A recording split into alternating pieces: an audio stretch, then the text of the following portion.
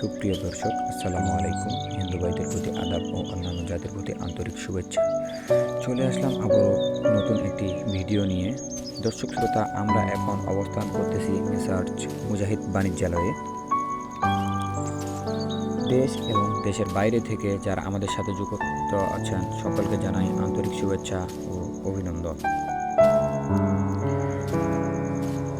মরিচের আমদানির শুরুর দিকে কালার এবং কোয়ালিটি সম্বন্ধে বলার তেমন কোনো কিছুই থাকে না।